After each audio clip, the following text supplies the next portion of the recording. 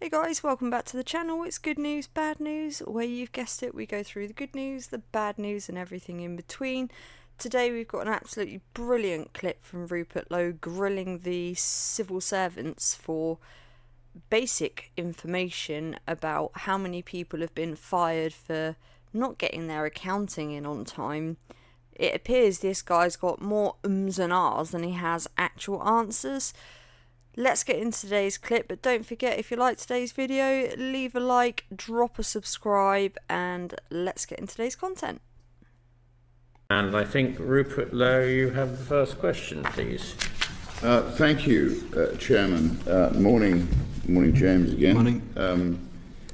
Yes, I'd like to start by just asking you a question. I mean, do you subscribe to the view that actually the state should be as accountable to the taxpayer as the taxpayer is to the state? I mean, do you start from that premise? Yes, and I think the state is pretty transparent in what it shows it's doing, more so in some areas than even the private sector. And Good. So when we look at figure 1 and we see, it's varied. Pre-COVID, we were looking at 76% of public accounts meeting the deadline of the summer.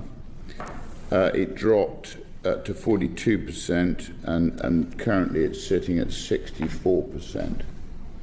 I mean, do you think that's acceptable? so we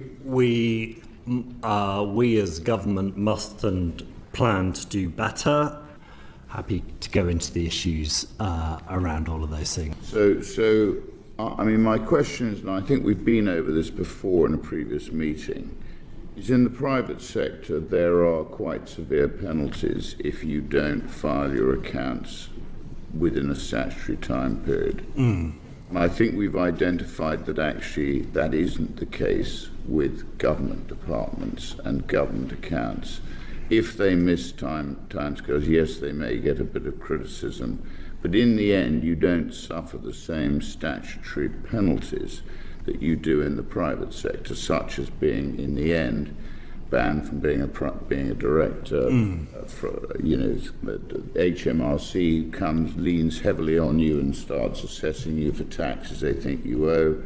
That doesn't, I think, happen in the state sector, as we've identified. So there is a schism between the private sector and the public sector in terms of penalties for not basically adhering to a statutory timetable.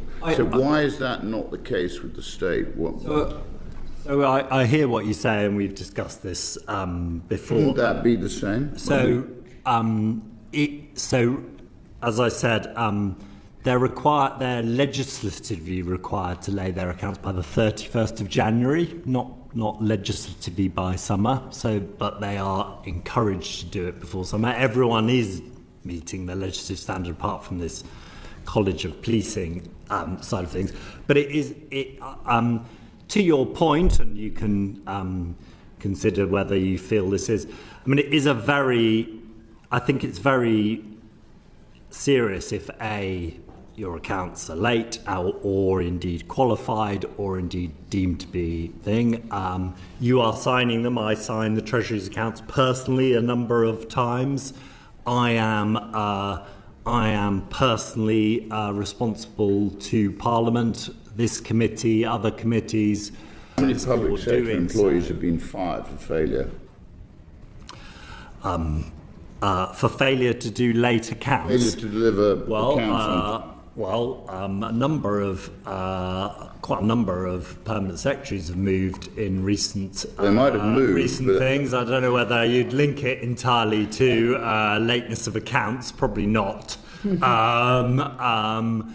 I don't think there's a total lack of accountability in the system. But I take your point, and I wouldn't be able to list numbers of people who've been fired absolutely because of accounting issues. But I'm trying to reassure you that there isn't just a free lunch here, and it doesn't matter.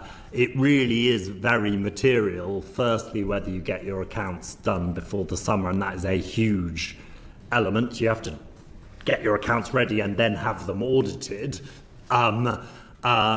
And secondly, that you have a clean set of accounts. That is not that's not a low priority for myself or fellow permanent secretaries. And I would go back to the fact that, if you're taking the statutory point, people are delivering to the statutory requirements. Thank you.